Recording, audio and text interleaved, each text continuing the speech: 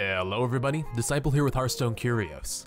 Now the quality and fun level of the Hearthstone meta definitely changes quite a bit over time, especially as new expansions and adventures get released. But how do you really measure the quality of a meta, and how are you supposed to measure how fun it is to play? Now today we thought we'd tackle the question of what really makes a meta good or bad, so let's dive right in and take a look at some of the factors we can use to judge the meta.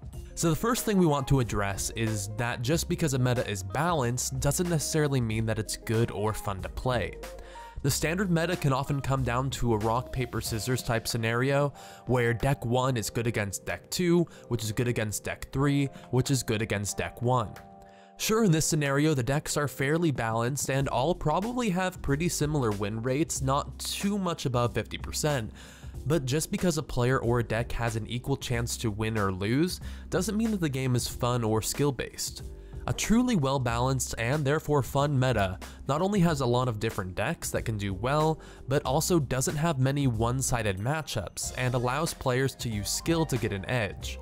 Now obviously this is easier said than done, but we just wanted to clear up the misconception of a meta being good as long as there's not one dominant deck.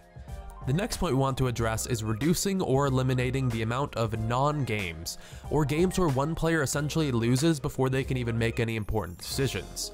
This can happen against huge turn 1 Van Cleefs, combo cards like Astral Communion, and a wide variety of other things. Sure, sometimes these are caused by terrible draws from your deck, or insane draws from your opponent, but there are definitely some cards, like Pre-Nerf Undertaker, that spiral the number of non-games out of control, and these cards create an unhealthy meta.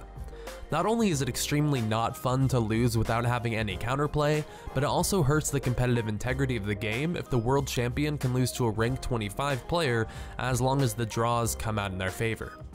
Obviously, card games are going to have some amount of variance when it comes to your draws, and there will always be games where you brick or your opponent has a pretty crazy opening, but in general it's not too hard for Blizzard to avoid creating cards or strategies that allow for insane openings and create non-games, and it's definitely something that's really important when it comes to creating a healthy meta.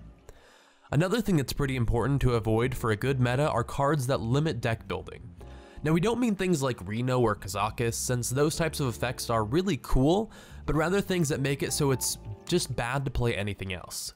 Back when Undertaker decks were in their prime, you pretty much just had to play an Undertaker deck, or you had to play a deck that was a complete counter, or you would just lose. When every deck is either building around a card or building their deck so they can just stop that one card, it really limits the variety and kinds of strategies that get played and makes for a pretty cancerous meta.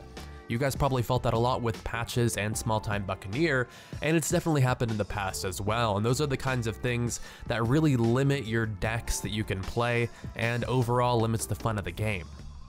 The last thing we want to mention is that a good meta has both a wide variety of deck choices and high quality matches. There are both a lot of different viable decks, and the matches between them are fun to play and often decided based on skill and well thought out decisions rather than the luck of the draw or other RNG based factors.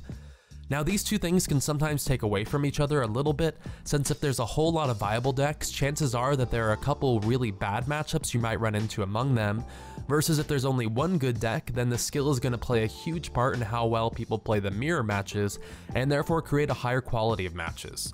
Still though, it's definitely possible to balance these two things well enough together to create a meta with a lot of decks but still really high quality gameplay, and that's what being a good meta is really all about.